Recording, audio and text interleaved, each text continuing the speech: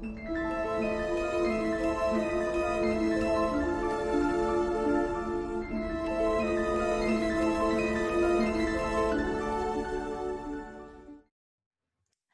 and welcome to the 64 doors. Today we're going to open door 54. Here we find the achiever, and this is an archetype that is all about drive, ambition, and instinct.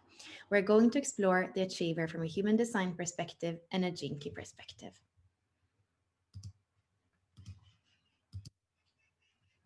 Here we have the Rave Mandala, and we can see that right now we have the Sun in Capricorn in gate 54. We have the Earth in Cancer in gate 53, and the design part of the cross is the 57 in Libra and the 51 in Aries. If you're born here in the 6 days that the Sun are going to be in gate 54, you're going to have one of 3 incarnation crosses. So you see all these 3 are starting here with a 54 in the Sun. The first one is the cross of penetration. And it says your cross carries the energy of getting noticed through your ambition. The cross of ambition is your cross carries the energy to make commitments and see them through to completion. And the cross of cycles, your design has a powerful transformational energy to get things done. And as you can see, we have the 54 and the 53 in all 3 of the crosses. The design side is changing because it's a 88-degree cross, not a 90-degree cross, the one that we're looking at here. So we have the 57 and the 51 in the first one. That's the cross of penetration, especially starting with the 51 is when we see that penetrating energy. And then we have the 32 and the 42 that have a lot to do with expectations and fear of failure in the low frequency, and much about celebration and knowing what's worth preserving in the higher frequencies. So what I always say, it's good to read the whole text about the cross. It has to do a lot with your destiny, with your mission. We say that those 4 gates plus the profile, the lines that they're in, that makes up 70% of who you are, because this is the conscious and unconscious Sun, the conscious and unconscious Earth in the moment you were born. So it's a lot of the imprint that happens here. So learn about each one of the gates, go to your gene keys, and then your activation sequence is the same thing. It's going to be these same 4 gene keys or gates. It doesn't matter if we say gene keys, gates, or hexagrams. It's all the same. The numbers are the same, whether it's human design or gene keys or the I Ching. If we go back to the body graph in the standard view, we see that we have the 54 that comes from the root center. So it's about fuel. It's energy, it's fuel that points up towards the splenic center in the 32. So here I was saying fear of failure, that's the 32. And then here we have the drive or the ambition. When we look at the actual channel, it's called a channel of transformation, a design of being driven. You have within you the capacity and drive to attain any distant goal. And the 54, if we just look at that gate in itself, people with a limitless drive to be materially successful. Here I would say that this is very much the human design way of seeing it. I would say it's a little bit broader, especially in the higher frequency. We're going to see that as well in the human design. So the way that you can learn about kind of the bridge between human design and gene keys is to go to unlockyourdesign.com and then 64 doors, and you're going to have all the interpretations that we have done now for a whole year for each one of the hexagrams. So it's going to be a combination of human design and gene keys, like bridging that gap. So you're going to have an archetype so that you can kind of put on the costume of it and feel into the energy, embody the energy, because both human design and gene keys are all about embodiment. If they stay in the mind, we can't do anything with them. It's really about taking on the costume, be like, okay, how does the achiever want to express itself through me? And you can feel into it here as well, that we have chosen a name that is kind of 3D, that is maybe a little bit more like a human design name for it. And you're going to see some of our archetypes are more kind of gene keys influenced. In the beginning last year, so this is right in the beginning of the year when we first started, they were a little bit more influenced by human design, I would say. And then you have a lot of the things that I go through today, you're going to have them here in more depth. and we're going to add more things to it. So everything was free last year, and this year we're going to, starting in April, we're going to add more resources, and some of them are going to be paid, but very over, like a very low price. Like you see here, we have like $7 and things like that. So anyway, the keywords that we had for this archetype is success-oriented, self-assured, and limitless. The internal motivator is to achieve success. And the Achilles heel is, it can be perceived as using other for its own advancement. And this is really because it's kind of social in that sense. It goes on its instinct, and it can, in the I Ching, for example, we call it the Marian Maiden. So it actually marries a man who's already married, because it knows by being in that family, it's going to have more options, more possibilities.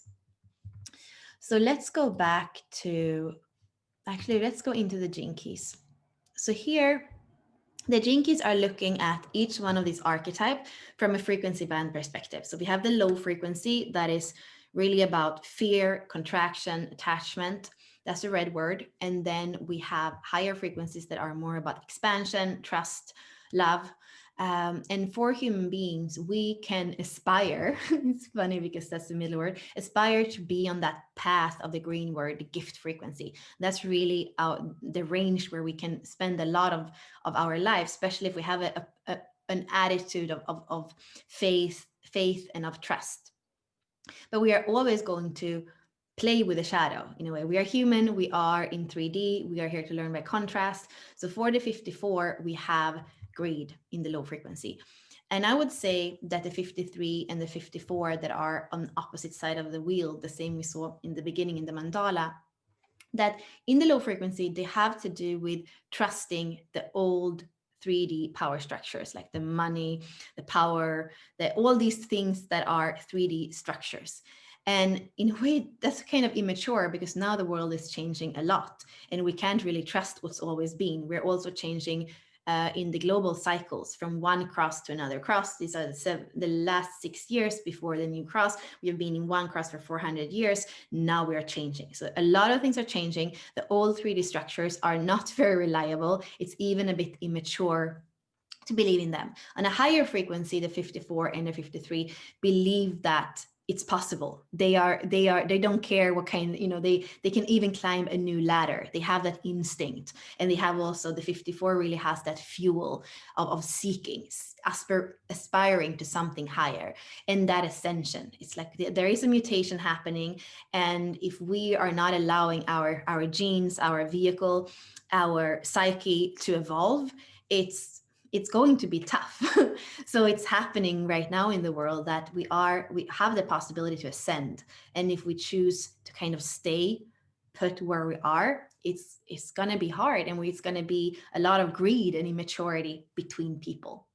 We can see here it's the victim of drive or lack of drive. So in the shadow frequency, it's always going to be too much or not enough. It's that root fuel that either you kind of put the gas pedal in the bottom, you go, or you don't push it enough.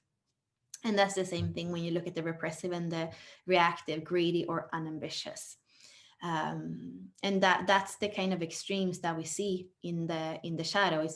It's the repressive or the reactive. It's never that middle way. It's really the gift frequency that gives us that middle way that kind of is steady and has this attitude of openness and of trust, and of the heart remaining open even when it's scary, which I feel like right now what's happening on the world stage is really, that's the challenge and the possibility that we have, keeping the heart open even when things are changing, even when everything isn't perfect.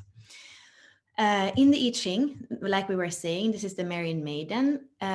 We see that the hexagram is made up of 2 trigrams. It's thunder over lake.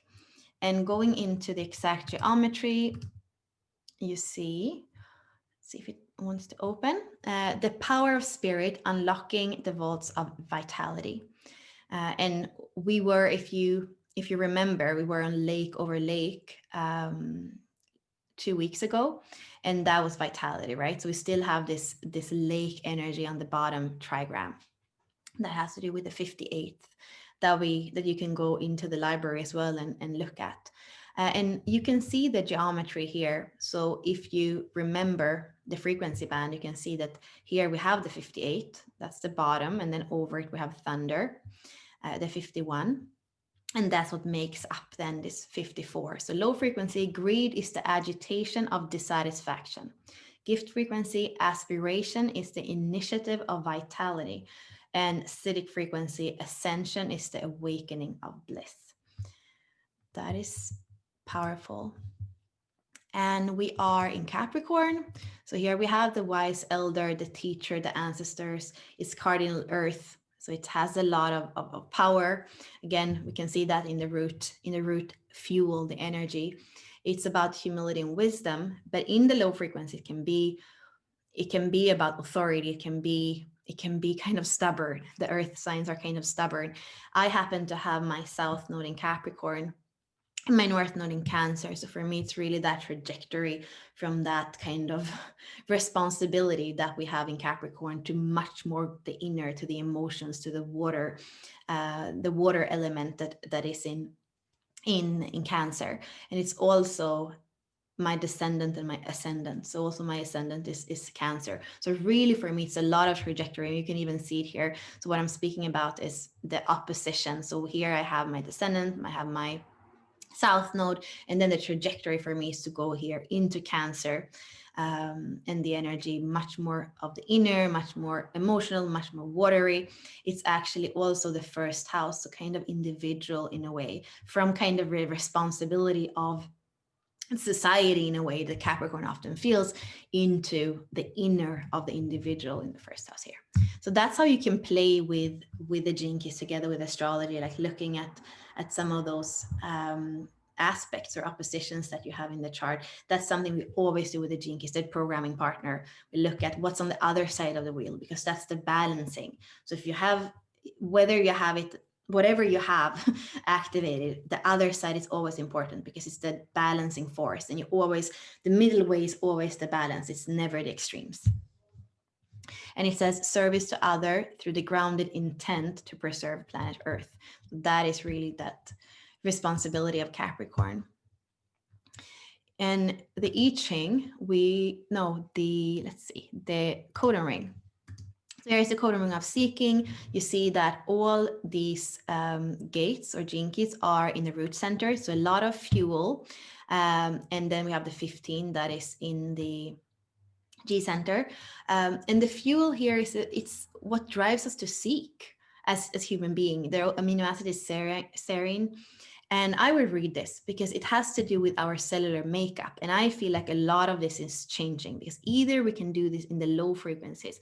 So the 39 is provocation, the 52 is stress, the 58 is dissatisfaction, the 54 is greed, the 53 is immaturity, and the 15 is dullness or extremes.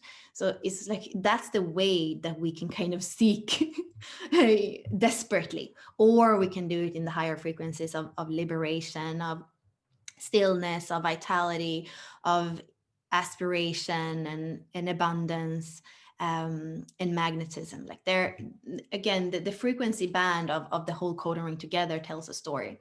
So also read about it here. And integral human design. So here we have the same channel as we were looking at before. It's a stream of cooperation, is what we call it in integral human design. And you see here the 32 in the splenic center that meets the 54 from the root center. And the beautiful thing with integral human design is that it also has a frequency band for the whole channel. So not just looking at gate per gate or jinky per jinky, it has the whole thing. So we have the fear of failure in the 32, and we have in the 54, we have the greed. So when you have greed and failure, it's disrespect. And then when you have preservation and you have aspiration, that's respect. And then reverence. And I mean, reverence and veneration, those are words that I feel are kind of close to each other. So here you really see how do these harmonic gates work together? What does it become? And it's, I guess that the word for me in the lower frequency, the failure, doesn't really resonate. I guess that the disrespect, if we were going to see like how it becomes disrespect, is that the 32, it's of course it has like panic when it comes to failure, but more than anything, it doesn't know where to put the limited resources. So the 32 is like, it's actually, we are calling it the guardian in the 64 doors, and it goes into a garden, it has a limited amount of water, and it has to choose what to water. So if it just throws out the water on the weeds instead of pulling the weeds out and putting the water on the plants that are actually going to grow up to big trees, that are going to be able to create, oxygen and fruits and whatever for the coming generations. Like if it doesn't decide what to preserve, that is actually disrespect. And it can be from the greed. Like right now, if I put it on the weed, I can maybe use it to do, I don't even know, some kind of ethanol or something for the cars, but it's actually gonna just destroy the earth, and it doesn't have anything for the coming generations. So that's really what it would be. And then of course the respect is when you do care, when you have that sense of preservation. Okay, this is where we put the water, this is the seeds that we're planting, and that together with the aspiration of a better world, we could say seeking a better reality in the 54. And then the highest frequency, of course, the ascension, together with the veneration. That's reverence for life, for humanity, for beyond humanity. And let's see, we have the dream arc, Skylark, Boar, Cobra. And that the Cobra here, hence funny serpentine, the everything that has to do with snakes, serpents, Cobra is very much the 54, because it really comes from that root pressure. In the biology of it is tailbone. So it's this kind of drive, the kundalini, the life force that comes from that is like coiled into the tailbone, and that can rise, which is the ascension, right? Which is the taking that primal energy, that individualistic survival energy, and being able to use it in the higher chakras, in first and foremost in your heart, to awaken your heart, but then also even higher chakras, to kind of come into more of a oneness consciousness. That's powerful. This is a really good week to look at your relationship to money. In the lower frequency, the 54 is about greed, and the programming partner, the 53, is about immaturity.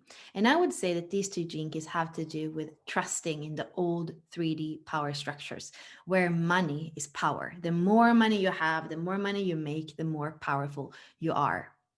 And where there's been certain ways of climbing that ladder to have more power, to have more money, that's being kind of set. And the 53 in the low frequency, the 54 in the low frequency, believe in those structures, and that there is a certain way that you have to aspire to ascend, but in a very greedy, individualistic way, and in a way where it feels and thinks that there's not enough for everybody. So this week is a really good week to look back at your year and see, did my relationship to money change this year? A lot of things were changing for almost all of us this year. Did that make you have more trust or less trust? For you being prosperous, does it have to do with how much you have in your bank account, or does it have to do with other things? What is your relationship? Do you have more trust or more fear after this year? Were you able to let go of something because you realized you aren't in control? That can be really hard for a Capricorn gate, as the 54 is. But knowing that the lower frequency of immaturity and greed, and thinking that the same way that it has worked before, it's still going to work, is probably not going to really be the best one we can have. So in the higher frequency, the 54 and the 53 are aspiring something different. When we look at Capricorn, it has to do with service to others and service to humanity, that responsibility for like creating a better world than what we are in right now. So do you have the maturity to aspire for something more collective, less individualistic, less egoistic, less like I have to survive for me?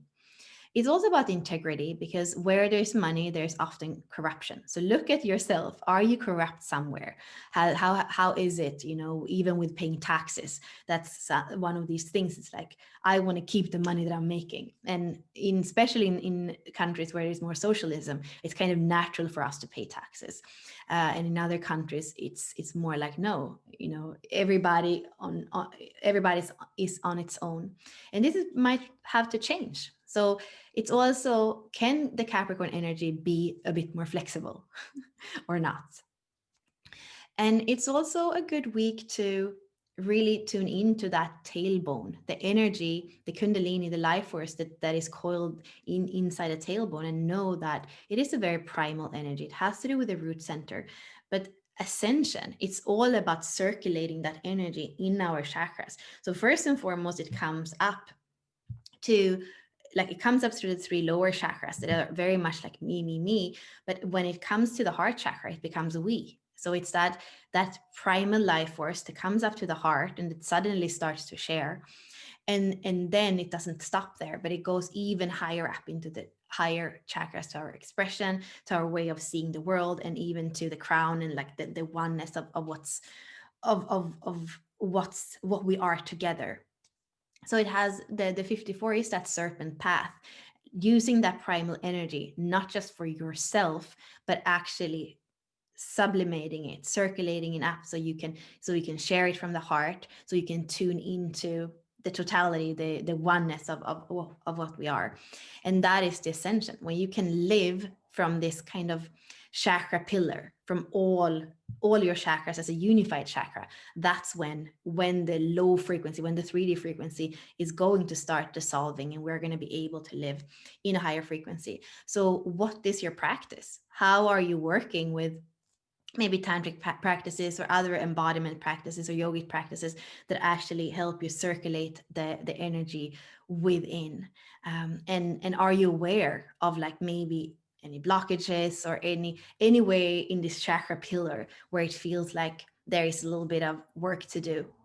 So allowing any kind of practice that has to do with the physical, with the emotional, with the mental, with the spiritual, whatever plane it's on, to actually look at that, and to start to have more flow in your life, whether it's flow in your body, in your energy, or flow with money. A little bit more trust, a little bit more flow, maybe with Capricorn, a little bit more responsibility of these things, and of actually having the attitude of a higher frequency.